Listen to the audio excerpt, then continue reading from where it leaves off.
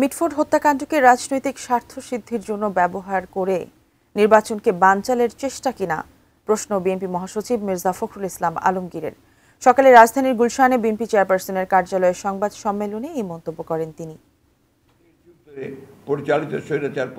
Mitford এলাকায় মর্মান্তিক এবং অনাকাঙ্ক্ষিত ঘটনায় বিএনপি ও এর শীর্ষ নেতৃত্বের চরিত্র হননের প্রতিবাদে এই সংবাদ সম্মেলন। কুরুচিপূর্ণ এমন বক্তব্য প্রদানের বিরুদ্ধে আমরা তীব্র প্রতিবাদ, নিন্দা ও ঘৃণা প্রকাশ করছি। বক্তব্যের শুরুতেই দলের মহাসচিব মির্জা ফখরুল ইসলাম আলমগীর বলেন, ঘটনার সাথে জড়িত এমন অভিযোগের ভিত্তিতেই 4 জনকে দল থেকে আজীবন বহিষ্কারের নির্দেশ দেওয়া হয়েছে। যদিও নিহতের পরিবারের পক্ষ থেকে বলা হয়েছে, আসল অপরাধীদের নাম ও পরিচয় এখনো বের করতে পারেনি আইন শৃঙ্খলা রক্ষাকারী বাহিনী।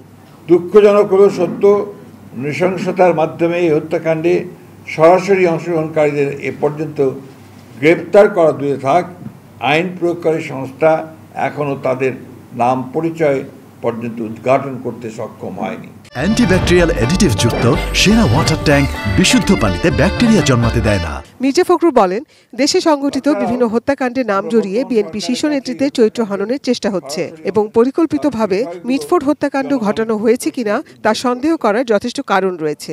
এই হত্যাকাণ্ডের ঘটনা কোনো রাজনৈতিক স্বার্থ সিদ্ধির জন্য ব্যবহার হচ্ছে কিনা এবং এর মাধ্যমে আসন্ন জাতীয় নির্বাচনের পরিবেশকে বিঘ্নিত করার জন্য বিশেষ কোনো মহলের প্ররোচনায় এই ধরনের ঘটনাকে অজুহাত হিসেবে ব্যবহার করা হচ্ছে কিনা এ নিয়ে সন্দেহ করবার যথেষ্ট অবকাশ রয়েছে। তিনি বলেন, পূর্ব পরিকল্পিতভাবে 9 জুলাইয়ের ঘটনা 11 জুলাই শুক্রবার জুমা নামাজের পর সবচেয়ে প্রাইম টাইমে ইন্টারনেটে ছড়ানো শুরু হয়। সরকার পরিচালনার দায়িত্বে না থাকা সত্ত্বেও বিশেষ একটি রাজনৈতিক দলের মিছিলের আয়োজন ও অশ্লীল স্লোগান প্রয়োগ আবারও ফ্যাসিবাদী যুগে ফিরিয়ে নিয়ে যাচ্ছে কিনা প্রশ্ন উঠতে পারে।